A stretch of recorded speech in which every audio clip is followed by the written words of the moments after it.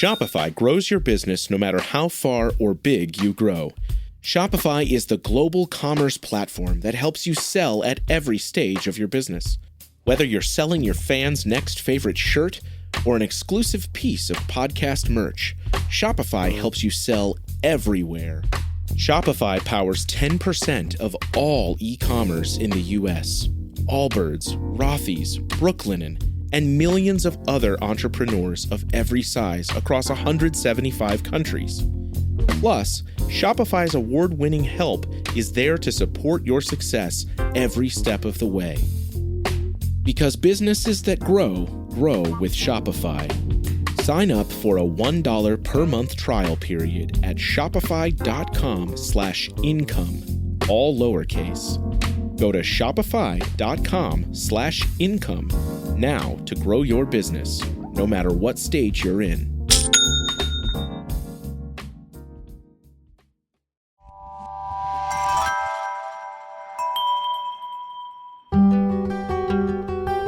Welcome back to Crime Capsule. I'm your host, Benjamin Morris, and I am going to come right out and say it. It is hot outside. Too hot. Unseasonably hot. Middle of the summer hot. Fry an egg on the sidewalk hot. Air conditioner can't keep up hot. Distortions to the very air hot. And it is showing no signs of cooling down. The dog days of summer have rolled over and are playing dead. That's how hot it is, which is what makes it a perfect season for us to start a brand new series on crimes of passion.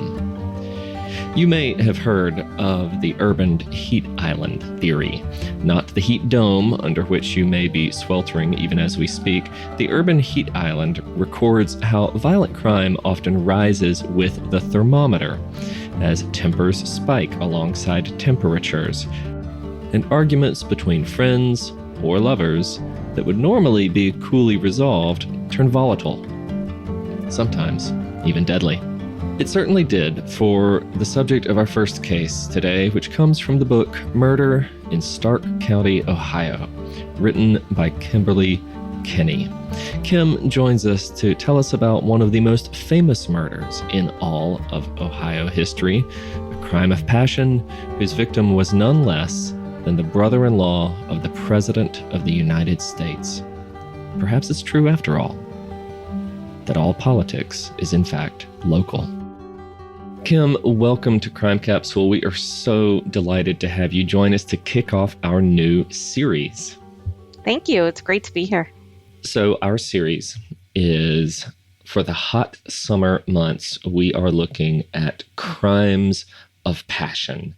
And you know that we have an absolute banger of a case today to talk about the loveless, the lovelorn, the lovesick, the love infatuated murder of an extremely prominent individual. Before we get to that, tell us just a little bit about yourself and how you came to be where you are. Sure. I have been at the McKinley Presidential Library and Museum for 23 years. Mm-hmm. I'm originally from New York, but I moved here to Canton, Ohio to take a job as curator, and I was promoted in 2019 to executive director. And, I had lots of plans, and I was director for 1 year before the world blew up, and this job is not at all what I expected. But, yeah. We're recovering and things are improving, but yeah, it's been a tough road, but I do love history and what I do here. So it's been a great run.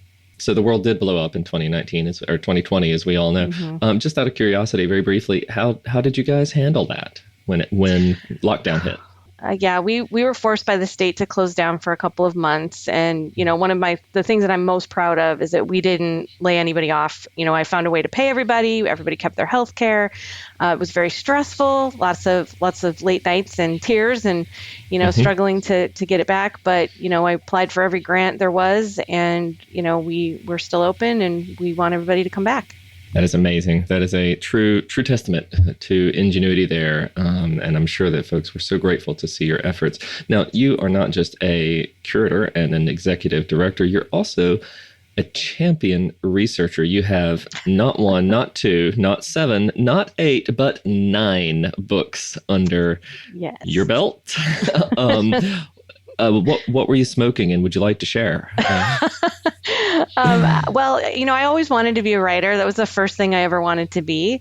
But I was concerned about making a living doing that. And so my love of history led me to the museum field. And I had moved here in 2001, and I saw a call for proposals from Arcadia for one of their early series. And I wrote my first book that came out in 2003. It was called Canton, A Journey Through Time. Mm-hmm. And then I discovered that the process is very addicting. And I just kept going back for more, and, one after another. And, a couple, they came to me, a couple I went to them. But working with Arcadia has been great. It's a really writer-friendly, writer-centric kind of process. So I've really enjoyed all of the books. But I will say that Murder in Stark County was probably one of the most fun. It is a hell of a ride, if I may say. And, having just gone through it, it is tumultuous in the extreme. Now, this is your 8th book, is that correct? Yes. Mm-hmm. Stark County book. Mm-hmm. Well, we're going to come to our sort of signal case here in a second, but I'm curious, how did the Stark County book actually come together? What was the inspiration for it, and how did you kind of draw all these cases into one package? It's sort of, I think it's kind of funny. I actually was working on my previous book with History Press in Arcadia called Stark County Food, and I had a partner, Barb Abbott was writing part of it, and I was writing part of it, and I was supposed to write the chapter on grocery stores. So I started to research grocery stores, and because Amelia Richardson had a grocery store with her husband and she had killed him, that came up in my research. And I was like, oh, not right now, Amelia. This has nothing to do with food. So I said, it kind of sounds a little bit wacky now, but I was like, I will tell your story. I promise I will tell your story. I will not do that right now. So I finished the rest of the food book. I had literally just turned it in. And I said to my late husband, I said, all of a sudden in the car one day, I said, I think I should write a book about murder. And he was like, you just turned in a book. Why would you do that? And I was like, because it sounds fun. I said, I already discovered Amelia. I knew about a couple of other high profile cases. And I said, well, I think it sounds like a lot of fun to do. So I pitched it. They let me do it a little bit early because I had a partner. Normally you have like a 2-year kind of period where your book is being edited and then you're doing marketing for it. But because I had a co-author, they said, well, you're going to share the marketing. So if you want to go ahead and jump right back in, we'll let you do that. So I immediately got back into the saddle and started looking for some other cases. And fortunately, Stark County was a relatively safe place for a long time. So I did 8 murders in the 19th century, one just over 1900. So I stopped there because the idea is that the 20s, there's a lot of crazy stuff happening, and my co-author might write about that somewhere down the road. So I said, okay, I'm not going to go any further than that. So all the murders that I covered are predominantly 19th century. It's funny, Kim, because we've worked with a lot of different kinds of American communities, books about small mining towns out west, or kind of, sleepy upstate New York, river towns and that sort of thing.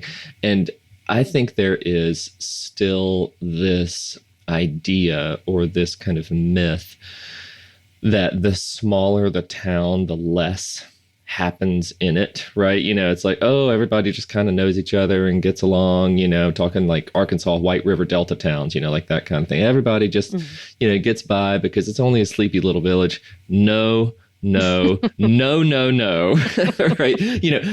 Murder, arson, poisonings, burglaries gone wrong. They happen in every single community of every single size in America. And it's just kind of amazing because in some ways, maybe the smaller the town, the more violent the crime is going to become because everybody knows everybody, right?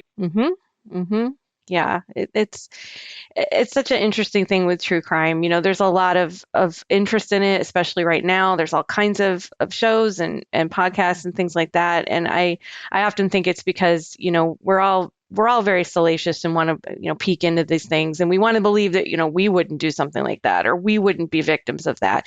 So you're living vicariously through these people. And what I loved about this book in particular is that, like, my theory about history is they're stories that happen to be true. And I always have seen myself as a storyteller. And this was literally telling stories about some terrible things that happened and twists and turns in cases and, things that maybe people, some of them, get in trouble for it. Some people get off, some people should, some people shouldn't. And, it's just a really interesting mix of these 8 cases. Well, and you have, in this particular case, a really interesting set of characters. It is a cast that is for the ages. And, it also takes place at an interesting time in Ohio history and in American history as the country is it's no longer expanding to the West, but what it is doing is modernizing, right? Mm-hmm. And you actually see elements of that in the kind of technology that you describe and police procedures and legal procedures that you describe in this particular case. Now, I'm not going to spoil anything. Let's just go ahead and dive into the sordid saga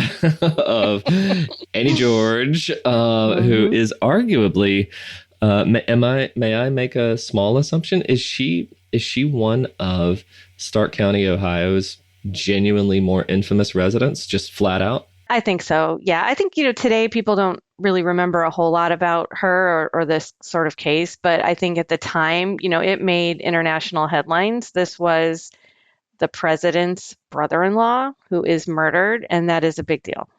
His name is George, which makes everything confusing. His name is George Saxton. Her name is Annie George. Her husband is Sample George. So it's like all these Georges. It was kind of hard to keep track of them all.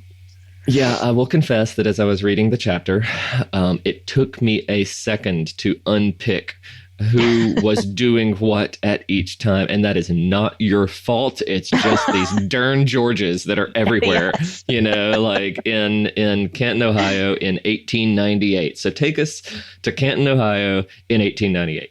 Yeah. So the dust is just settling of the Spanish-American War. Our President McKinley, is very uncontroversial. People liked him on both sides of the aisle. We're not hiding anything about him. He was just an all-around good guy.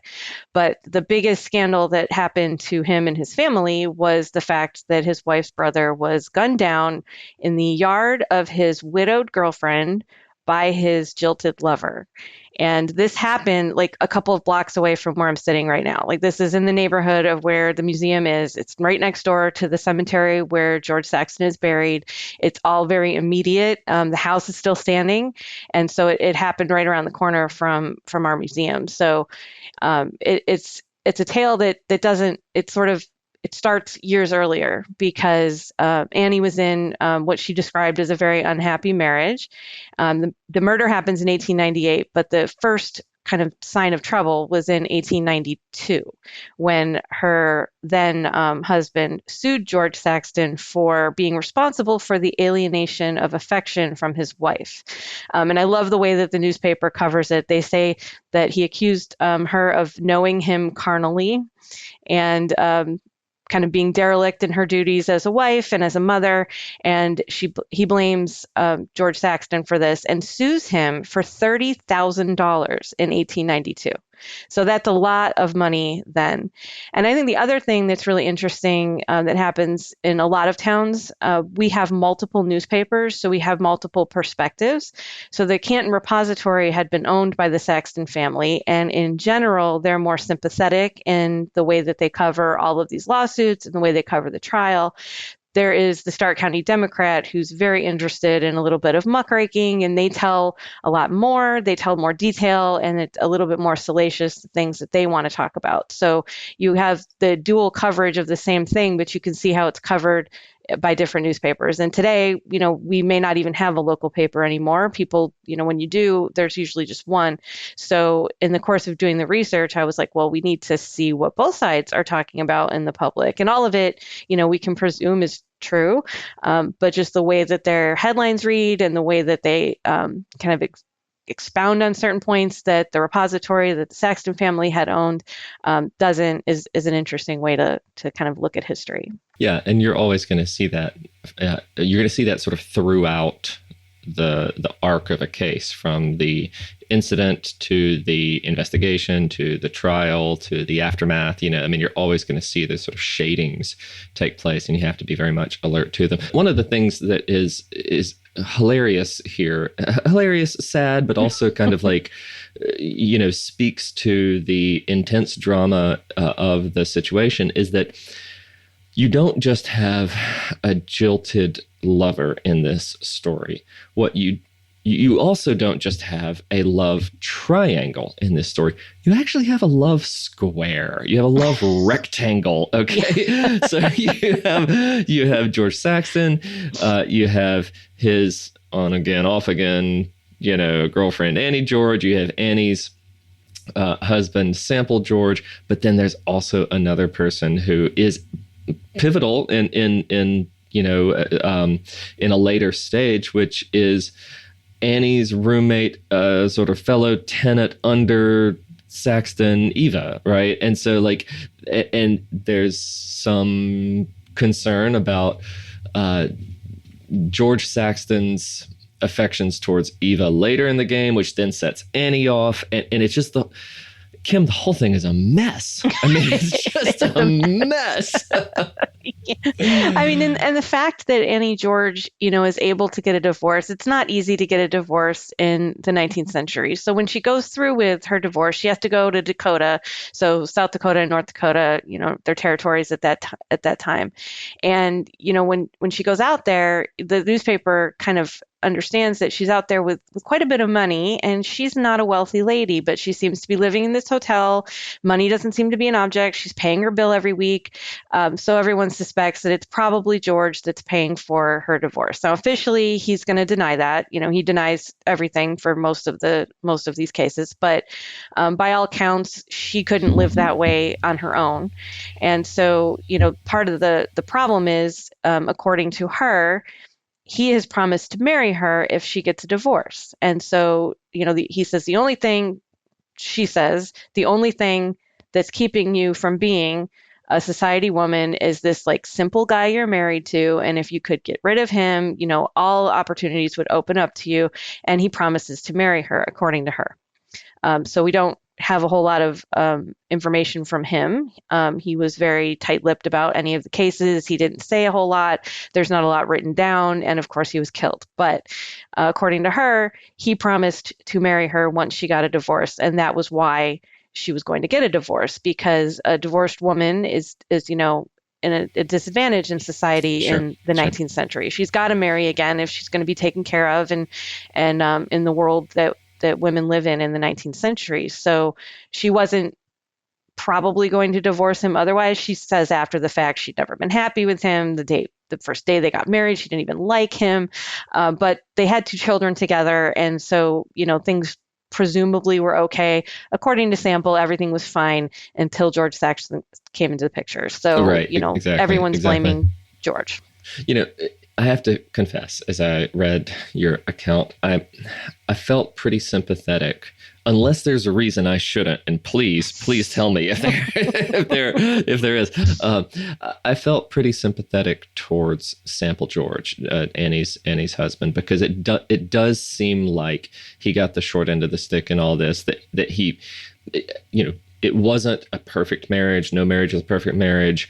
But it was a fine marriage, until this other guy just kind of shows up, and it throws everything into disarray. And as I was reading your chapter, I was kind of looking for some account or some, genuine piece of evidence that wasn't opinion or hearsay or gossip that Sample was a bad guy. And I never really found it. It's just like he was kind of doing his thing. He was just trying to build a life, and take care of his family. And then just boom, one day, this wrench gets thrown in the whole relational works. And just sort of like, I mean, I guess he turned out kind of okay, right? I mean, you write that after the divorce was concluded and so he ended up remarrying and kind of turned his back to the whole thing. So he kind of leaves the picture except for when he shows up at the trial.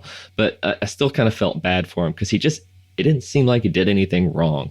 No, and it's fairly unusual for a woman to walk away from her children also. So, he's not only left by his wife, but now his children don't have a mother to care for them. And in strict traditional 19th century gender roles, this is reversed. So he's got no one to take care of his kids. He's now not got his wife anymore, and he's upset, and I think he's justifiably upset.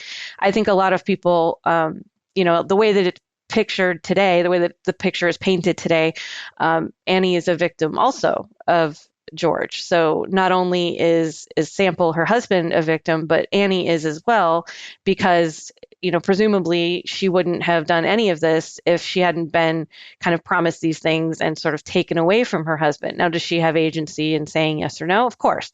But in the way that it all unfolds, she's promised one thing and she doesn't get it.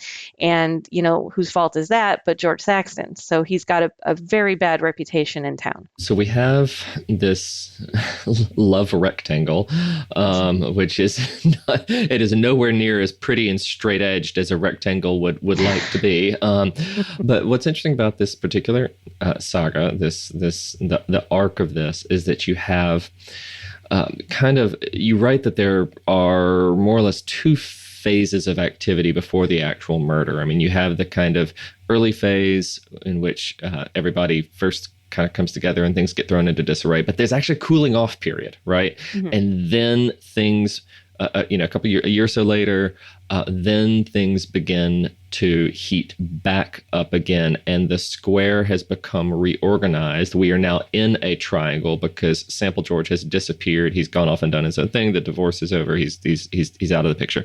So then you have George Saxton, the brother-in-law who's murdered, and Annie shows back up. Now, there's been correspondence between them this whole time. It has not been straightforward exactly what everybody's intentions are, and I think that's really interesting, and I want to dive into that for a second. But then you also have Eva, who... well, let's just leave her for a second. Let's just talk about what is happening during the kind of cooling off period, the sort of the long intermission between acts here, if we're going to use a theatrical metaphor, between what's going on between Annie and Saxton, because we have some letters. Right. We have some evidence of hotel ledgers where they were going and traveling as, quote, man and wife, even though they were not man and wife. That's interesting. We've got pieces of the puzzle as to the nature of their relationship, but a lot of it is also shrouded in some uncertainty, isn't it? Yeah. I mean, we know that presumably, for a time they were carrying on, in a relationship. She appears to, since, there's a matter of years between this, that she's happy with what the situation and the arrangement that they have. But it's most people's belief that she becomes kind of impatient, that she got her divorce, she wants to marry him, and he's either stalling. I presume that he's probably, because everything blows up when he says he's not going to marry her. I feel like he probably kind of strung her along for a while, and this arrangement worked perfectly well for him. He's going to travel with her. They're going to have a relationship outside of the norms of what is acceptable in 19th century society, particularly in their class. And so, he's going to go ahead and carry on. And it's not until she kind of finds out that he's in a relationship with somebody else that it becomes clear to her he's not going to marry her, and that's what sets her off. Yeah, don't do that to a lady, gentlemen out there. Don't do that. Let me just put that out there. Don't do it, and not just because you might be murdered, but just don't do it anyway, right? Yeah, it's bad practice. Yeah. Okay. So describe to us at this moment then, because we do need to introduce, as we go from the love square to the love triangle, tell me what's going on with Eva at this moment when tensions begin to rise between Saxton and Annie. Well, Eva is a widow, and she, is having a relationship with George. It appears to be above board. It comes out later that people are accusing him of going to the back door of her house, and she's saying, no, he came to the front door. He also has a key to her house because he waters her plants and feeds her bird when she is out of town. So, there's they're pretty serious. It comes out later that they had talked about getting married, but they were not engaged, but they had talked about it. And so as Annie sees them together, she confronts them a couple of times. At one point, she sits on the porch next door and waits for them to come home. And when they do come home, Eva runs in the house because she's afraid. Annie's kind of unhinged, and she's been making threats, and she's kind of somebody that you want to walk away from because she seems like she could be dangerous. George is saying, "Oh no, she's all talk. Don't worry about it." But he stands out and talks to her, and at one point, Annie does pull a gun on him, and he just kind of knocks it out of her hand, and he's not taking her threats very seriously. Presumably, he's in this world where women are threatening him probably often, and he's kind of believes himself above it all. He's got a lot of money. He's a real estate developer downtown, and he owns a lot of buildings, and a lot of people are paying him rent, and he doesn't ever seem to have an actual job. He just sort of, collects these rents and lives this high lifestyle. And he doesn't take Annie's threats very seriously. So Eva is scared. And what happens is she's actually across town taking care of her sister-in-law who's very sick the night that all this happened. So she's not home the night that all this occurs. I have to say, Kim, and I don't mean to be any more cynical than is merited at this moment or justified, but if he is in a world in which women are regularly threatening him, that doesn't exactly speak volumes of his character. No, his character is definitely flawed. He does have a reputation as being a womanizer. He's doing things that are not, he's offending women and men, in his social class because he's not adhering to the norms. And certainly the fact that his brother-in-law is now president of the United States, you would hope would kind of get him to settle down. But all of this escalates while McKinley is president. And we should also say, at that time, security for the president is very lax. I mean, he ends up being assassinated. But he comes back to Canton often, and he walks up and down the streets. People know him. He, was a attorney in town, and he was congressman and governor.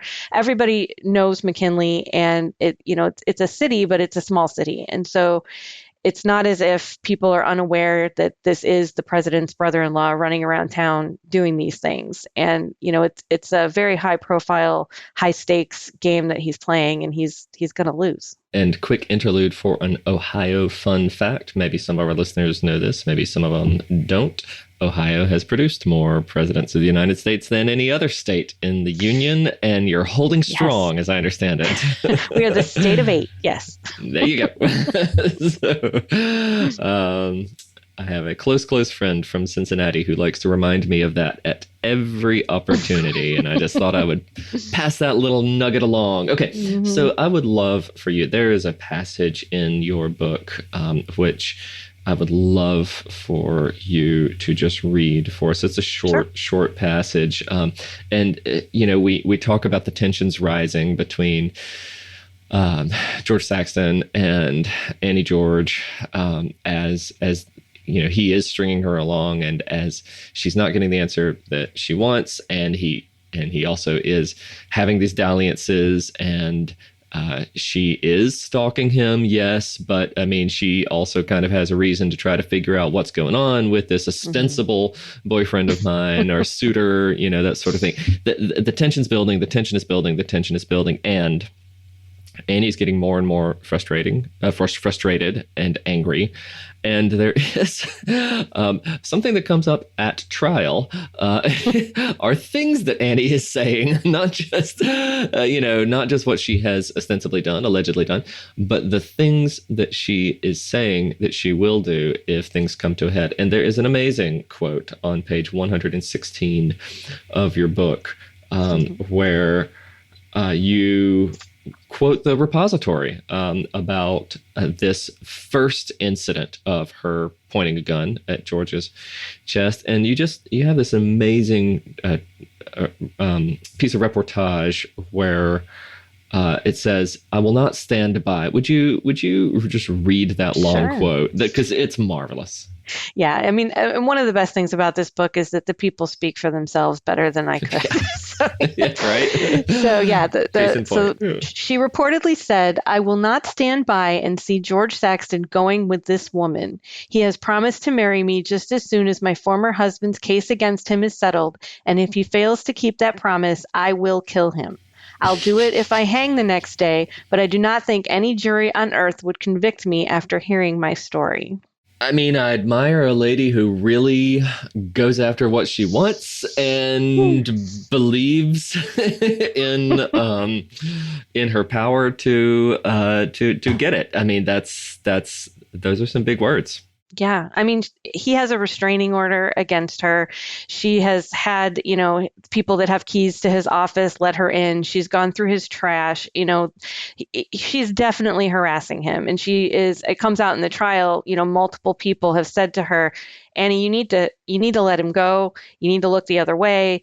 Don't go see him at his house. Do not confront him on the street. Just stop all of this." And they all say, that they have told her this, and multiple witnesses have similar things that they say she said to them about killing him. She's making threats, and she's making them in a way that are easily kind of brought out in a case. Thanks for listening. Our guest has been Kimberly Kenney, author of Murder in Stark County, Ohio, published by the History Press. To order a copy of the book, visit your local independent bookstore or visit arcadiapublishing.com. Join us next week as we continue our conversation with Kim and someone finally pulls the trigger. See you then. Thanks as always to our producer, Bill Huffman, our production director, Bridget Coyne, audio engineer, Ian Douglas, and our executive producers, Michael D'Aloia and Gerardo Orlando. I'm your host, Benjamin Morris. Crime Capsule is a production of Evergreen Podcasts and a signature title of the Killer Podcasts Network. You can find Crime Capsule wherever you listen to podcasts. Discover more great true crime and paranormal programming at killerpodcasts.com. Are you tired of seeing your teen or young adult struggle on a path that clearly isn't the right fit? Is your teenager confused about which direction to take after high school? The future of work is changing rapidly, and our kids need to know all of the options available after high school so they're empowered to make the choice that is best for them. In each episode, we explore the latest trends that are shaping the opportunities of today and tomorrow. I'm your host, Betsy Jewell, and this is the High School Hamster Wheel Podcast. Something is creeping in, don't follow it down. Let me introduce you to Barry Clue, an authorised financial advisor from New Zealand and a very special kind of stain on humanity. He was a very knowledgeable young guy. He was a registered financial advisor. Type of guy that was bending over backwards to help you. Now, you could be forgiven for thinking that Barry sounds like a great guy, and you'd be right. Well, right up until the point when you're wrong. It was all fictitious. She stole from my son who has a disability. Chris never knew. He died believing that we're all taken care of. A psychopath is somebody who lacks empathy, acts impulsively. I think there's a strong case that Barry might be all of those things, actually. To find out how Barry Clue stole over $15 million from 81 victims, subscribe to Clueless, The Long Con. That's Clueless, spelt Klooghless.